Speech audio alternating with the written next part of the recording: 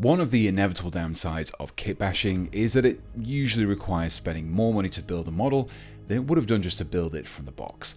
I'm especially guilty of this. But how far can you change a model without relying on parts from other kits?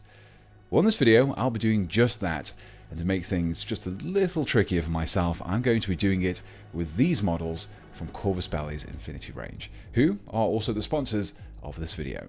Now, these are the new models for the combined army. The next wave are a mixture of human with alien enhancements who run alongside a tech draken, which is basically a robo-velociraptor. It's a rather eclectic mix of heavy armored machine gunners, ritualistic warriors, and a jump pack equipped skirmishers who are melded together with a distinct techie flair. But it's not these that I'll be building in this video. Instead, I'll be working on this, the Juggernaut, a fearsome cyber beast with hex-plated armor and heavy weaponry. And the reason I've specifically chosen this isn't just because it looks awesome, but it's because the model isn't a multi-choice kit with various optional parts to add. When I'm making my modifications, I can't rely on mixing and matching the parts found in the kit. All my changes will have to come from elsewhere. You may also notice that the Juggernaut isn't made from my usual hard plastic. Instead, it's made from plastic resin, a mixture of resin and PVC that is a little less brittle than traditional resin. This meant that when I began making my first changes, I had a slightly easier time. Now, this model normally comes with a rider, but I wanted to create something a little more feral, and so needed to remove the sculpted on rider parts. Fortunately, this was just the legs around the torso. I started out by using my clippers to remove the bulk of the legs, all the while trying to avoid damaging parts of the actual Juggernaut. Once I clipped away as much as I possibly could, I switched to my knife to make the trickier to reach cuts. The trick here is to only make shallow cuts. If you're having to press on too much, then you're trying to cut away too much. This was when mistakes happen and you cut yourself instead. When I was done with the removals, I was left with a flat, blank surface which looked out of place alongside the rich details of the torso. So continuing with my knife, I began the slow process of scratching in a grid of diamond shapes, blending them in with the existing ones. After the harsher cuts, I reduced the pressure and softened the edges. This didn't need to be perfect, as it would be mostly covered up later, but it does help to hide the removal of the rider. Now that I'd finished the removal of parts, I could focus on adding some details. These came in the form of a series of eyes running along the sides of the head. The original head was much more minimalist in its design, but I wanted something a little more imposing and a little more alien.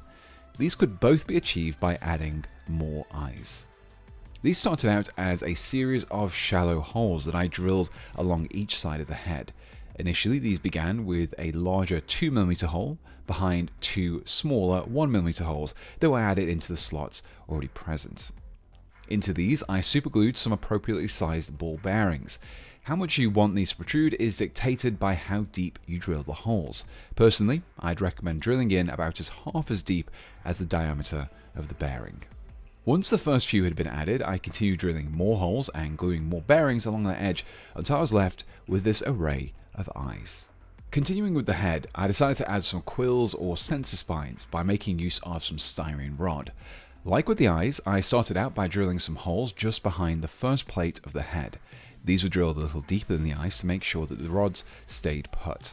Into these, I added a piece of styrene rod, matching the diameter of the size of the hole, and clipped it down to length, but I didn't glue them in place just yet. This was repeated until I was happy with the number of quills that I'd added.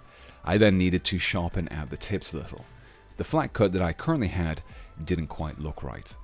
So using a combination of my knife, file and sandpaper, I shaped the ends of the rods into more of a rounded point before locking each quill into place with some superglue. With my adjustments to the head complete, I could begin assembling the model. The head, tail and rear legs were added, but I didn't glue the front legs just yet. Instead, I decided to remove the machine gun that was mounted to one of the shoulders. Like with the rider, I first cut away the bulk using my clippers, used my knife to remove the rest, and then scraped back the hex plates to match the area around it. Once I'd finished cleaning up the surface, I could finally assemble the front legs. With the model built, I temporarily added it to its base. I didn't glue it just yet, but I wanted to get an idea of the model's position before I added my next details. Some of these flexible wire-wrapped cables from Zinge Industries. They might look like guitar wire, but they're far easier to work with. I started out with some 4mm wires and drilled two 4mm wide holes into the back.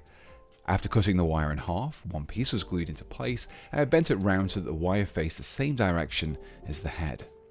This was repeated so that I had these two mechanical tendrils arching from the back and facing the same direction as the eyes.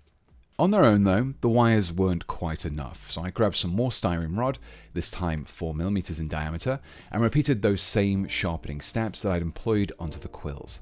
Once I had a sharp point, I clipped the rod down and glued it to the tendrils.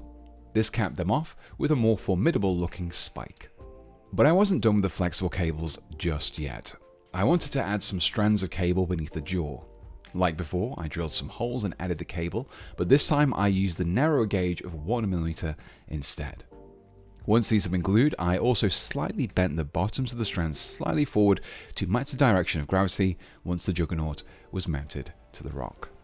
And with that, I could begin painting. Now the scheme I'd chosen for this was based on my Tau drone controller video, so if you're interested in recreating this scheme for yourself, I'd recommend checking out that video.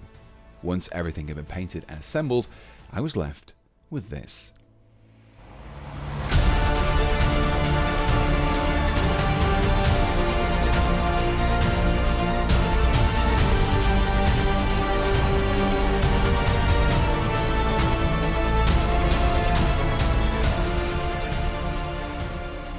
And here we have the completed juggernaut of the combined army. When I started out with this build, I wanted to demonstrate that you can do an awful lot to convert your minis without having to rely on sourcing parts from other kits. Using a few simple materials like plasticard, styrene rod, flexible wire and ball bearings, you can make some considerable changes. It's a skill that's worth practicing for any kit basher. Not only is it generally cheaper to stock up on these materials rather than buying an entire kit for just a few parts, it also offers you a great amount of freedom. You can cut, adjust, and generally modify them to your specific needs. Combine these techniques with some green stuff sculpting, and you can achieve extremely distinct conversions without even having to pick up a second kit. Once again, I just want to say a big thank you to Corvus Belli for sponsoring this video, and for sending me these awesome looking Next Wave miniatures that I use in the video. As Infinity is a smaller model count game, it's an excellent opportunity for people who enjoy customizing and taking their time with their miniatures. There's no time pressure to build squads on top of vehicles. When you can have 15 troopers at most in your force, you can really take your time on them. Check out my links below to find out more about the Next Wave and Infinity for yourself. But before I go, let me just say a huge thank you to everyone who continues to help keep the channel going. And if you'd like to support me too, you can get early access to ad-free videos, exclusive merchandise, and even your name in the credits. Simply follow my Patreon link below or hit the join button. Just like my top Patreon supporters did, who are Nail5, Andrew Butler, Andrew Marston, Banyevrian, Berserker, Dakota Kuburi, Daniel Dowling, George Kanzini Roberts, Immaterial Creations, Cornbread, Little Templar, Maciej Savitsky, Matt Mini Minute, Molly Mork, Sam Sepulveda, Swedsman, and Tim. And my top channel members who are Andrew Chell, Bon Johnson, Chris Toomey, Dave, Doug H, Dwarf of War, Guy Bizant, John Gibbs, Kaiser Waffle 11, Mark Taylor, Misa Pogon, No Newton Paints, Omniton, Patrick K, Philippoia, Rhino Shaughnessy, SO, SJ Carper, Stowbox, Tactical Batman, The Sire Acquired, Tillo, and Whale Tussler. So until next time, thanks for watching, and goodbye.